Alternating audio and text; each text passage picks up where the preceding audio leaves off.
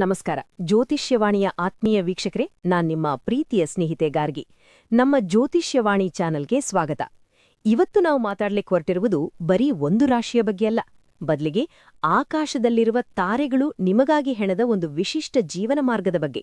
ಅದರಲ್ಲೂ ಮುಖ್ಯವಾಗಿ ಇವತ್ತು ನಾವು ನೀವೇ ಅರಿಯದ ನಿಮ್ಮ ರಹಸ್ಯಗಳನ್ನು ಬಿಚ್ಚಿಡುವ ವಿಷಯ ಕುಂಭರಾಶಿ ಅಂದ್ರೆ ಅಕ್ವೇರಿಯಸ್ ಬಗ್ಗೆ. ಕುಂಭರಾಶಿ ಅಂದ್ರೆ ಗಾಳಿ ಮತ್ತು ನೀರಿನ ಅದ್ಭುತ ಸಂಯೋಜನೆ.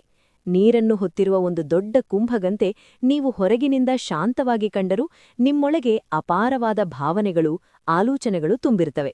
ಗಾಳಿಯಂತೆ ಮುಕ್ತವಾಗಿ, ನೀರಿನಂತೆ ಆಳವಾಗಿ ಯೋಚಿಸುವ ಅದ್ಭುತ ಸಾಮರ್ಥ್ಯ ನಿಮ್ಮದು. ಹೌದು ಸ್ನೇಹಿತರೆ, ಇವತ್ತು ನಾನು ನಿಮ್ಮ ಕುಂಭರಾಶಿಯವರ ಎಲ್ಲ ಗುಟ್ಟುಗಳನ್ನು, ನಿಮ್ಮ ಪ್ರಕಾಶಮಾನವಾದ ವ್ಯಕ್ತಿತ್ವದ ಹಿಂದೆ ಅಡಗಿರುವ ರಹಸ್ಯಗಳನ್ನು ಮತ್ತು ನಿಮ್ಮ ಭಾವನಾತ್ಮಕ ಜಗತ್ತನ್ನು ತಡಕಾಡಲಿದ್ದೇನೆ. ಕುಂಭರಾಶಿಯವರೇ, ನೀವು ಸಿದ್ಧರಾಗಿದ್ದೀರಾ? ಯಾಕಂದ್ರೆ ಇವತ್ತು ನಾನು ನಿಮ್ಮ ಬಗ್ಗೆ ಹೇಳುವ ಮಾತುಗಳು ನಿಮಗೆ ಹೊಸದಾಗಿ ನಿಮ್ಮನ್ನು ಪರಿಚಯಿಸಬಹುದು, ನಿಮಗೆ ಅಸಂಖ್ಯ ಪ್ರಶ್ನೆಗಳನ್ನು ಹುಟ್ಟುಹಾಕಬಹುದು, ಅಥವಾ ಹೌದಪ್ಪ ಇದು ನಾನೇ ಅಂತ ನಗುವಂತೆ ಮಾಡಬಹುದು. ಜ್ಯೋತಿಷ್ಯವಾಣಿ ಚಾನೆಲ್ಗೆ ಇನ್ನೂ ಸಬ್ಸ್ಕ್ರೈಬ್ ಆಗಿಲ್ಲ ಅಂದ್ರೆ ಈಗಲೇ ಸಬ್ಸ್ಕ್ರೈಬ್ ಆಗಿ. ಈ ವಿಡಿಯೋ ನಿಮ್ಗೆ ಇಷ್ಟವಾದಲ್ಲೇ ಲೈಕ್ ಮಾಡಿ, ನಿಮ್ಮ ಸ್ನೇಹಿತರೊಂದಿಗೆ ಹಂಚಿಕೊಳ್ಳಿ ಮತ್ತು ಕಮೆಂಟ್ನಲ್ಲಿ ನಾನು ಕುಂಭರಾಶಿಯವನು ಅಥವಾಳು ಮತ್ತು ಇದು ನನ್ನ ಜೀವನದ ಸತ್ಯ ಅಂತ ಬರೆಯಲು ಮರಿಬೇಡಿ.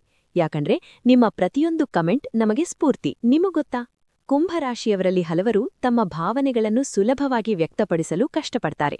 ನಿಮ್ಮ ಮನಸ್ಸಿನಲ್ಲಿ ಒಂದು ಸಮುದ್ರವೇ ಅಲೆ ಎಬ್ಬಿಸ್ತಿದ್ರೂ ಅದನ್ನು ಹೊರಗೆ ತೋರಿಸಲು ನಿಮಗೆ ಸಾಧ್ಯವಾಗೋದಿಲ್ಲ. ಯಾಕೀಗೆ? ನಿಮ್ಮ ಪ್ರೀತಿ ನಿಜವಾಗ್ಲೂ ಆಳವಾಗಿರುತ್ತೆ, ಪ್ರಾಮಾಣಿಕವಾಗಿರುತ್ತೆ, ಆದ್ರೆ ಅದನ್ನು ಹೊರಹಾಕಲು ನೀವು ಹಿಂಜರಿತೀರಿ.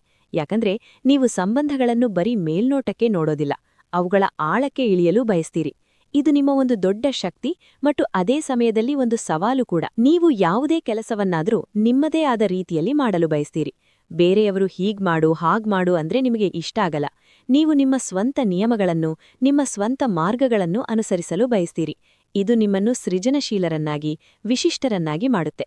ಹೌದು ಸ್ನೇಹಿತರೆ, ನೀವು ಯಾವಾಗ್ಲೂ ಜನರ ಹಿಂಡಿನಿಂದ ಹೊರತಾಗಿ ನಿಲ್ಲಲು ಬಯಸುವವರು. ನೀವು ಯೋಚಿಸುವ ರೀತಿ, ನೀವು ಮಾಡುವ ಕೆಲಸ ಎಲ್ಲವೂ ವಿಭಿನ್ನವಾಗಿರುತ್ತವೆ. ಕೆಲವೊಮ್ಮೆ ನಿಮ್ಮನ್ನು ಜನರು ಅಹಂಕಾರಿ ಅಂತ ಕರೀತಾರೆ, ಆದ್ರೆ ಅದು ನಿಜ ಅಲ್ಲ. ನೀವು ನಿಮ್ಮ ಕೆಲಸದಲ್ಲಿ ಪರಿಪೂರ್ಣತೆಯನ್ನು ಬಯಸ್ತೀರಿ. ನಿಮ್ಮ ಆಂತರಿಕ ಧ್ವನಿಗೆ ನೀವು ಹೆಚ್ಚು ಮಹತ್ವ ನೀಡ್ತೀರಿ.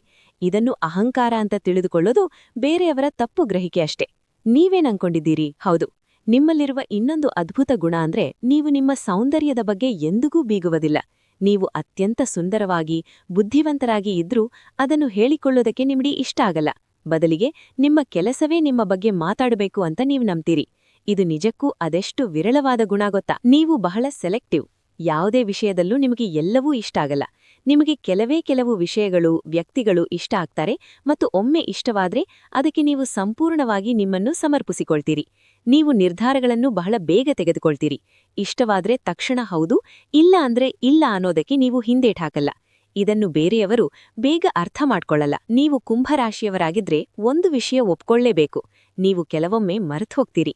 ನಿಮ್ಮೊಂದಿಗೆ ಯಾರಾದ್ರೂ ತಕ್ಷಣ ಮಾತಾಡದೇ ಇದ್ರೆ ಅಥವಾ ವಿಷಯವನ್ನು ಅಂತಿಮಗೊಳಿಸದೇ ಇದ್ರೆ ನೀವು ಅದನ್ನು ಸಂಪೂರ್ಣವಾಗಿ ಮರೆತುಹೋಗುವ ಸಾಧ್ಯತೆ ಇರುತ್ತೆ. ಇದು ನಿಮಗೆ ಬಹಳ ಮುಖ್ಯ ಅನಿಸದೇ ಇದ್ರೆ ಅದನ್ನು ನೆನಪಿಟ್ಕೊಳ್ಳೋದಕ್ಕೆ ನಿಮಗೆ ಕಷ್ಟವಾಗುತ್ತೆ. ನಿಮಗೆ ಇದು ಎಷ್ಟರ ಮಟ್ಟಿಗೆ ಸತ್ಯವಾಗಿದೆ? ಮತ್ತೊಂದು ಪ್ರಮುಖ ವಿಷಯವೆಂದ್ರೆ ನೀವು ಎಂದಿಗೂ ಸಹಾಯ ಕೇಳುವುದಿಲ್ಲ. ನಿಮಗೆ ಸಹಾಯ ಕೇಳುವುದು ಇಷ್ಟ ಆಗಲ್ಲ.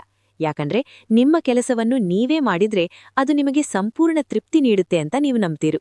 ಬೇರೆಯವರ ಮೇಲೆ ಅವಲಂಬಿತರಾಗುವುದು ನಿಮಗೆ ಇಷ್ಟ ಇಲ್ಲ. ಇದು ನಿಮ್ಮ ಸ್ವಾವಲಂಬಿ ಸ್ವಭಾವದ ಸಂಕೇತ. ಆದ್ರೆ ಇದನ್ನೇ ಅಹಂಕಾರ ಅಂತ ಭಾವಿಸುವವರು ಕೂಡ ಇದ್ದಾರೆ. ಹೀಗೆ ಭಾವಿಸುವ ನಿಮ್ಮ ಸ್ನೇಹಿತರಿದ್ದಾರಾ?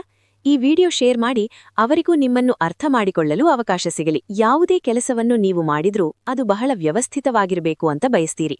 ನಿಮ್ಮದೇ ಆದ ಪ್ಲಾನ್ ಇರುತ್ತೆ, ನಿಮ್ಮದೇ ಆದ ಶಿಸ್ತಿರುತ್ತೆ. ಎಲ್ಲವೂ ನಿಮ್ಮ ಕಲ್ಪನೆಗೆ ತಕ್ಕಂತೆ ಇರಬೇಕು. ಒಂದು ವೇಳೆ ಅದು ಹಾಗಿಲ್ಲ ಅಂದ್ರೆ ನೀವು ಆ ವಿಷಯದಿಂದ ಸುಲಭವಾಗಿ ವಿಚಲಿತರಾಗ್ತೀರಿ. ಸರಿಯಲ್ಲದ ಯಾವುದಕ್ಕೂ ನೀವು ಒಪ್ಪಿಗೆ ನೀಡಲ್ಲ. ಇನ್ನೊಂದು ಬಹುಮುಖ್ಯ ಅವಶ್ಯಕತೆಯಂದ್ರೆ ಏಕಾಂತ. ದಿನದ 24 ಗಂಟೆಗಳಲ್ಲಿ 1 ಗಂಟೆಯಾದ್ರೂ ನಿಮಗಾಗಿ ಬೇಕಾಡುತ್ತೆ. ಇದು ನಿಮ್ಮ ಮೀ ಟೈಮ್. ಈ ಸಮಯದಲ್ಲಿ ನೀವು ಓದಬಹುದು, ಏನಾದ್ರೂ ಹೊಸದನ್ನು ಕಲಿಯಬಹುದು ಅಥವಾ ಸುಮ್ಮನೆ ನಿಮ್ಮ ಆಲೋಚನೆಗಳಲ್ಲಿ ಮುಳುಗಬಹುದು. ಈ ಏಕಾಂತ ನಿಮ್ಮನ್ನು ರೀಚಾರ್ಜ್ ಮಾಡುತ್ತೆ, ನಿಮ್ಮ ಸೃಜನಶೀಲತೆಗೆ ಇಂಧನ ನೀಡುತ್ತೆ. ಯಾರಾದ್ರೂ ನಿಮ್ಮ ಈ ಏಕಾಂತಕ್ಕೆ ಭಂಗ ತಂದ್ರೆ ನಿಮಗೆ ಎಷ್ಟೊಂದು ಕೋಪ ಬರುತ್ತೆ ಅಲ್ವಾ? ನೀವು ಕ್ಷುಲ್ಲಕ ವಿಷಯಗಳ ಬಗ್ಗೆ ಮಾತಾಡೋದನ್ನು ಸಹಿಸೋದಿಲ್ಲ. ಒಂದು ಚರ್ಚೆ ನಿಮಗೆ ಮುಖ್ಯ ಅಲ್ಲ ಅಂತ ಅನಿಸಿದ್ರೆ ನೀವು ಮಾನಸಿಕವಾಗಿ ಅಲ್ಲಿಂದ ದೂರವಾಗ್ತೀರಿ. ನೀವು ಸಭೆಯಲ್ಲಿ ಕುಳಿತಿದ್ರೂ ನಿಮ್ಮ ಮನಸ್ಸು ಇನ್ನೆಲ್ಲೋ ಇರುತ್ತೆ. ಈ ಥರದ ವಿಷಯಗಳಲ್ಲಿ ನಾನು ನನ್ನ ಅಮೂಲ್ಯ ಸಮಯವನ್ನು ಏಕೆ ವ್ಯರ್ಥ ಮಾಡಬೇಕು ಅಂತ ನೀವನ್ಕೊಳ್ತೀರಿ. ಇದು ನಿಮ್ಮ ಪ್ರಜ್ಞಾವಂತ ಮನಸ್ಸಿನ ಲಕ್ಷಣ. ಈಗಲೂ ಹಲವು ಗುಟ್ಟುಗಳು ತೆರೆದುಕೊಳ್ಳಲು ಕಾಯ್ತಿವೆ. ಕೊನೆಯವರೆಗೂ ನಮ್ ಜೊತೆ ಇರಿ. ಸರಿ, ಈಗ ಆ ಮಹತ್ವದ ಗುಟ್ಟುಗಳನ್ನು ಬಿಚ್ಚಿಡುವ ಸಮಯ. ನಾನ್ ಹೇಳಿದ್ದೆ ಅಲ್ವಾ, ಕುಂಭರಾಶಿಯವರ ಪೋಲ್ಖೋಲ್ ಮಾಡ್ತೀನಿ ಅಂತ. ಇದರಲ್ಲಿ ಮೊದಲನೇದನ್ನ ಕೇಳಿದ್ರೆ ನೀವು ಅಚ್ಚರಿಪಡಬಹುದು. ಗುಟ್ಟು ಸಂಖ್ಯೆ 1. ನೀವು ಕ್ಷಮೆ ಕೇಳೋದ್ರಲ್ಲಿ ಬಹಳ ಕೆಟ್ಟವರು. ಹೌದು, ಅಕ್ಷರಶಃ. ಯಾಕಂದ್ರೆ ನಿಮಗೆ ಅನ್ಸುತ್ತೆ, ಒಂದು ತಪ್ಪು ಮಾಡಿದ್ರೆ ಅದಕ್ಕೆ ಕ್ಷಮೆ ಕೇಳೋದಕ್ಕಿಂತ ಆ ತಪ್ಪಿನ ಹಿಂದಿನ ವಿವರಣೆಯನ್ನು ಕೊಡುವುದು ಉತ್ತಮ ಅಂತ. ನೀವು ಸಾರಿ ಹೇಳಿದ್ರೂ ಅದರ ಹಿಂದೆ 4 ಮಾಟುಗಳನ್ನು ಸೇರಿಸಿ, ನಾನು ಹೀಗ್ ಯಾಕ್ ಮಾಡ್ದೆ ಗೊತ್ತಾ, ಅದು ನಿಮ್ಮದೇ ತಪ್ಪು ಅಂತ ಸಮರ್ಥಿಸಿಕೊಳ್ಳಲು ಪ್ರಯತ್ನಿಸ್ತೀರಿ. ಇದ್ರಿಂದ ಎದುರಿಗಿನವರಿಗೆ ನೋವಾಗ್ಬಹುದು ಅಂತ ನೀವೇ ಭಾವಿಸ್ತೀರಿ. ಅದಕ್ಕೆ ಕ್ಷಮೆ ಕೇಳೋದಕ್ಕಿಂತ ಸುಮ್ಮನಿರೋದು ಉತ್ತಮ ಅಂತ ನಿಮ್ಗೆ ಅನ್ಸುತ್ತೆ. ಮತ್ತೊಂದು ಬಹಳ ಮುಖ್ಯವಾದ ಮತ್ತು ಸೂಕ್ಷ್ಮವಾದ ವಿಷಯ, ನೀವು ಜನರು ಇಷ್ಟಪಟ್ರೂ ಇಷ್ಟಪಡದೇ ಇದ್ರೂ ನಿಮಗೆ ಏನೂ ವ್ಯತ್ಯಾಸವಾಗೋದಿಲ್ಲ. ಹೌದು, ನೀವು ಡ್ಯಾಮ್ ಕೇರ್ ಮಾಡಲ್ಲ. ಯಾಕಂದ್ರೆ ನೀವು ನಿಮ್ಮದೇ ಆದ ಆಲೋಚನೆಗಳು, ಆದರ್ಶಗಳು ಮತ್ತು ಇಷ್ಟಗಳನ್ನು ಹೊಂದಿದ್ದೀರಿ. ಬೇರೆಯವರು ನಿಮ್ಮನ್ನು ಇಷ್ಟಪಡಬೇಕು ಅಂತ ನೀವು ಎಂದಿಗೂ ಬಯಸೋದಿಲ್ಲ. ನೀವು ನಿಮ್ಮದೇ ಆದ ರೀತಿಯಲ್ಲಿ ಬದುಕಲು ಇಷ್ಟಪಡ್ತೀರಿ ಮತ್ತು ನಿಮ್ಮ ಈ ಸ್ವಭಾವದಿಂದಾಗಿ ನಿಮ್ಮ ಸುತ್ತಲೂ ಇರುವ ಜನರು ನಿಮ್ಮನ್ನು ವಿಶೇಷವಾಗಿ ಕಾಣ್ತಾರೆ. ಇದು ನಿಮ್ಮ ಆತ್ಮವಿಶ್ವಾಸದ ಸಂಕೇತ ಮತ್ತು ಅದೇ ಸಮಯದಲ್ಲಿ ನಿಮ್ಮ ಅನನ್ಯತೆಯ ಗುರುತು. ನಿಮ್ಮ ಮನಸ್ಸಿಗೆ ಇಷ್ಟವಾದ ಒಂದು ಹಾಡು ಸಿಕ್ಕಿದ್ರೆ ನೀವು ಅದನ್ನು ಗಂಟೆಗಟ್ಟಲೆ, ದಿನಗಟ್ಟಲೆ ಕೇಳ್ತೀರಿ. ಆ ಹಾಡು ನಿಮ್ಮ ಮನಸ್ಸಿನಲ್ಲಿ ಅಂಟುಕೊಳ್ಳೋವರೆಗೂ, ನಿಮಗೆ ಬೇಸರವಾಗೋವರೆಗೂ ನೀವು ಅದನ್ನೇ ಕೇಳ್ತಾ ಇರ್ತೀರಿ, ಅದನ್ನೇ ಪಿಸುಗುಡ್ತಾ ಇರ್ತೀರಿ. ನಿಮಗೆ ಬೇಸರವಾಗೋದು ಅಷ್ಟು ಸುಲಭ ಅಲ್ಲ. ಇದು ನಿಮ್ಮ ಆಳವಾದ ಏಕಾಗ್ರತೆ ಮತ್ತು ಯಾವುದಾದ್ರೂ ಒಂದರಲ್ಲಿ ಮುಳುಗುವ ಸ್ವಭಾವಕ್ಕೆ ಸಾಕ್ಷಿ. ನಿಮ್ಮ ಕೆಲಸದಲ್ಲಿ ಯಾರೂ ಮಧ್ಯಪ್ರವೇಶ ಮಾಡುವುದನ್ನು ನೀವು ಸಹಿಸೋದಿಲ್ಲ. ನೀವು ಸ್ವಾವಲಂಬಿಗಳು ಮತ್ತು ನಿಮ್ಮ ಕೆಲಸವನ್ನು ಅತ್ಯುತ್ತಮವಾಗಿ ಹೇಗೆ ಮಾಡಬೇಕು ಅಂತ ನಿಮಗೆ ತಿಳಿದಿದೆ. ಬೇರೆಯವರು ಬಂದು ನಿಮಗೆ ಸಲಹೆ ನೀಡಿದ್ರೂ ಅಥವಾ ನಿಮ್ಮ ದಾರಿಗೆ ಅಡ್ಡ ಬಂದ್ರೂ ನಿಮಗೆ ಕಿರಿಕಿರಿಯಾಗುತ್ತೆ. ನಿಮ್ಮ ಗಡಿಗಳನ್ನು ನೀವು ಬಹಳ ಸ್ಪಷ್ಟವಾಗಿ ಇಟ್ಕೊಳ್ತೀರಿ. ಕುಂಭರಾಶಿಯವರೇ, ಇಲ್ಲಿ ಒಂದು ಪ್ರಮುಖ ವಿಷಯ, ನೀವು 2ನೇ ಅವಕಾಶಗಳನ್ನು ಸುಲಭವಾಗಿ ಕೊಡೋದಿಲ್ಲ. ನಿಮ್ಮ ಮನಸ್ಸು ಅಥವಾ ಹೃದಯದಿಂದ ಒಮ್ಮೆ ಯಾರಾದ್ರೂ ಇಳಿದು ಹೋದ್ರೆ ಅವರನ್ನು ಮತ್ತೆ ಆ ಜಾಗದಲ್ಲಿ ಸೇರಿಸಿಕೊಳ್ಳುವುದು ನಿಮಗೆ ಬಹುತೇಕ ಅಸಾಧ್ಯ. ನೀವು ಸಂಬಂಧಗಳಲ್ಲಿ ಆರ್ಪಾರ್ ನಿಲುವು ಹೊಂದಿದ್ದೀರಿ. ಒಂದೋ ಒಳಗೆ ಇರಿ, ಇಲ್ಲ ಹೊರಗೆ ಇರಿ. ನಡುವೆ ಎಂಬುದು ನಿಮಗೆ ಇಷ್ಟ ಇಲ್ಲ. ನಿಮ್ಮ ಪ್ರೀತಿಪಾತ್ರರಿಗೆ ಇದನ್ನು ಅರ್ಥ ಮಾಡಿಸುವುದು ಬಹಳ ಮುಖ್ಯ. ಈ ಅಂಶವನ್ನು ನಿಮ್ಮ ಕುಂಭರಾಶಿ ಸ್ನೇಹಿತರೊಂದಿಗೆ ಹಂಚಿಕೊಂಡು ಅವರಿಗೆ ಇದು ನಿಜವೇ ಎಂದು ಕೇಳಿ. ಸರಿ, ಈಗ ಕುಂಭರಾಶಿಯವರೊಂದಿಗೆ ವ್ಯವಹರಿಸುವವರಿಗೆ ಕೆಲವು ಪ್ರಮುಖ ಸಲಹೆಗಳು.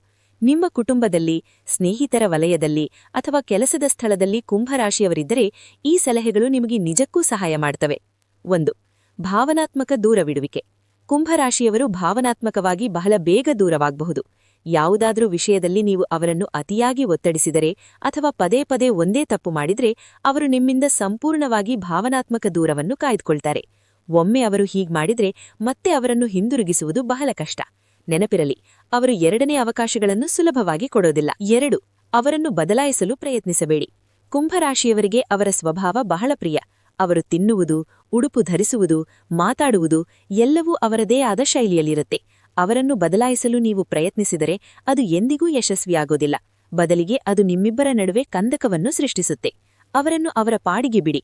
ಅವರು ನೀವಾಗಿಯೇ ನಿಮ್ಮ ಜೊತೆ ಚೆನ್ನಾಗಿರ್ತಾರೆ.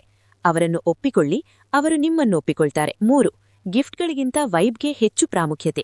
ನೀವು ಕುಂಭರಾಶಿಯವರನ್ನು ದುಬಾರಿ ಉಡುಗೊರೆಗಳಿಂದ ಅಥವಾ ಹೊಗಳಿಕೆಯ ಮಾತುಗಳಿಂದ ಗೆಲ್ಲಲು ಸಾಧ್ಯವಿಲ್ಲ. ಅವರು ವ್ಯಕ್ತಿತ್ವವನ್ನು, ನಿಮ್ಮ ಆಲೋಚನೆಗಳನ್ನು, ನಿಮ್ಮ ವೈಬನ್ನು ಇಷ್ಟಪಡ್ತಾರೆ. ನಿಮ್ಮ ಪ್ರಾಮಾಣಿಕತೆ ಮತ್ತು ನಿಮ್ಮ ಅನನ್ಯತೆ ಅವರಿಗೆ ಮುಖ್ಯ. ಹೊರಗಿನ ಸೌಂದರ್ಯಕ್ಕಿಂತ ನಿಮ್ಮ ಆಂತರಿಕ ಸೌಂದರ್ಯ ಅವರಿಗೆ ಹೆಚ್ಚು ಆಕರ್ಷಕವಾಗಿರುತ್ತೆ. ಹಾಗಾಗಿ ನೀವು ನಿಜವಾಗ್ಲೂ ಕುಂಭರಾಶಿಯವರ ಮನಸ್ಸನ್ನು ಗೆಲ್ಲಬೇಕು ಅಂದ್ರೆ ನೀವು ಯಾರಿದ್ದೀರೋ ಹಾಗೇ ಇರಿ. ಅವರು ಬಹಳ ಆಯ್ಕೆ ಮಾಡಿ ಕೇಳ್ತಾರೆ ಮತ್ತು ಅವರಿಗೆ ಬೇಕಾದಷ್ಟು ಮಾತ್ರ ನೆನ್ಪಿಟ್ಕೊಳ್ತಾರೆ. ನಿಮ್ಮ ವೈಬ್ ಚೆನ್ನಾಗಿದ್ರೆ ನೀವು ಕುಂಭರಾಶಿಯವರ ಜೀವನದ ಒಂದು ಅವಿಭಾಜ್ಯ ಅಂಗವಾಗಿರ್ತೀರಿ. ನಿಮ್ಮ ವೈಬ್ ಚೆನ್ನಾಗಿಲ್ಲ ಅಂದ್ರೆ ನೀವು ಯಾರೇ ಇರಿ, ಅವರಿಗೆ ಅದರ ಬಗ್ಗೆ ಅಷ್ಟಾಗಿ ವ್ಯತ್ಯಾಸವಾಗೋದಿಲ್ಲ. ಅದು ಅವರ ಮೇಲಧಿಕಾರಿಯೇ ಇರಬಹುದು, ಪೋಷಕರೇ ಇರಬಹುದು, ಅಥವಾ ಅವರ ಜೀವನದ ಭಾಗವಾಗಲು ಪ್ರಯತ್ನಿಸುತ್ತಿರುವ ಯಾರಾದ್ರೂ ಇರಬಹುದು. ಈಗ ಕುಂಭರಾಶಿಯವರ ಬಗ್ಗೆ ಕೆಲವು ಪ್ರಮುಖ ಮತ್ತು ಆಸಕ್ತಿಕರ ಸಂಗತಿಗಳು. ನಿಮ್ಮ ಅದೃಷ್ಟದ ಬಣ್ಣಗಳು ವೈಲೆಟ್ ಮತ್ತು ನೀಲಿ. ನಿಮ್ಮ ಅದೃಷ್ಟದ ರತ್ನ ಅಮೇಥಿಸ್ಟ್. ನಿಮ್ಮ ಅದೃಷ್ಟದ ದಿನ ಶನಿವಾರ. ನಿಮ್ಮ ಅದೃಷ್ಟದ ಸಂಖ್ಯೆ 3 ಮತ್ತು 7. ನಿಮ್ಮ ಆಳುವ ಗ್ರಹ ಯುರೇನಸ್. ನೀವು ಮಿಥುನ ರಾಶಿ, ತುಲಾ ರಾಶಿ ಮತ್ತು ಧನುಷು ರಾಶಿಯವರೊಂದಿಗೆ ಅತ್ಯಂತ ಹೊಂದಾಣಿಕೆಯನ್ನು ಹೊಂದಿದ್ದೀರಿ. ಕನ್ಯಾ ರಾಶಿಯವರೊಂದಿಗೆ ನಿಮ್ಮ ಹೊಂದಾಣಿಕೆ ಅಷ್ಟಾಗಿರುವುದಿಲ್ಲ. ಈಗ ಒಂದು ಆಳವಾದ ಚಿಂತನೆ. ಕುಂಭರಾಶಿಯವರ ಈ ಅದ್ಭುತ ಗುಣಗಳು ನಿಮ್ಮ ಜೀವನವನ್ನು ಹೇಗೆ ರೂಪಿಸುತ್ತವೆ ಎಂಬುದನ್ನು ಮನಸ್ಸು ಮಾಡಿ ಯೋಚಿಸಿ. ನಿಮ್ಮ ಅನನ್ಯತೆ, ನಿಮ್ಮ ಆಳ, ನಿಮ್ಮ ಸ್ವಾವಲಂಬನ ಇವೆಲ್ಲವೂ ನಿಮ್ಮನ್ನು ನಿಜಕ್ಕೂ ವಿಶೇಷ ಮಾಡ್ತವೆ. ಆಧರ್, ಅತಿಯಾದ ಯಾವುದೂ ಒಳ್ಳೆಯದಲ್ಲ ಅಂತಾರಲ್ಲ. ಸಿಹಿಯೇ ಇರ್ಲಿ, ಉಪ್ಪೇ ಇರ್ಲಿ, ಕಹಿಯೇ ಇರ್ಲಿ, ಎಲ್ಲವೂ ಸಮತೋಲನದಲ್ಲಿರಬೇಕು. ನಿಮ್ಮ ಜೀವನದಲ್ಲಿ ಈ ಸಮತೋಲನವನ್ನು ಹೇಗೆ ಕಾಪಾಡಿಕೊಡ್ತೀರಿ? ಈ ವಿಡಿಯೋ ಕುಂಭರಾಶಿಯವರಿಗೆ ಒಂದು ಕನ್ನಡಿಯಲ್ಲಿ ತಮ್ಮನ್ನು ತಾವು ನೋಡಿಕೊಂಡಂತಾಯಿತು. ತಕ್ಷಣವೇ ನಿಮ್ಮ ಪ್ರೀತಿಪಾತ್ರ ಕುಂಭರಾಶಿ ಸ್ನೇಹಿತರೊಂದಿಗೆ ಹಂಚಿಕೊಳ್ಳಿ. ಅವರು ನನ್ನ ಬಗ್ಗೆ ಇಷ್ಟೊಂದು ಸತ್ಯ ಹೇಗೆ ಗೊತ್ತಾಯಿತು ಅಂತ ಅಚ್ಚರಿಪಡ್ತಾರೆ. ಮತ್ತು ನೀವು ಕುಂಭರಾಶಿಯವರಾಗಿದ್ರೆ ನಿಮ್ಮ ರಾಶಿಯ ಬಗ್ಗೆ ನಿಮ್ಮ ಅನುಭವಗಳು ಹೇಗಿವೆ ಅಂತ ಕಮೆಂಟ್ ಮಾಡಿ. ನಿಮ್ಮ ರಾಶಿ ಯಾವುದು ಮತ್ತು ಕುಂಭರಾಶಿಯವರ ಬಗ್ಗೆ ನಿಮ್ಮ ಅಭಿಪ್ರಾಯಗಳೇನು ಎಂಬುದನ್ನು ನಮಗೆ ತಿಳಿಸಿ. ಜ್ಯೋತಿಷ್ಯವಾಣಿ ಕುಟುಂಬದ ಅತ್ಯದ್ಭುತ ವೀಕ್ಷಕರೇ, ನಿಮ್ಮೆಲ್ಲರ ಪ್ರೀತಿಗೆ, ಬೆಂಬಲಕ್ಕೆ ನಾನು ಎಂದಿಗೂ ಕೃತಜ್ಞಳು. ನಿಮ್ಮೆಲ್ಲರಿಗೂ ಧನ್ಯವಾದಗಳು. ಮತ್ತೆ ಮುಂದಿನ ವಿಡಿಯೋದಲ್ಲಿ ಸಿಗೋಣ. ನಮಸ್ಕಾರ.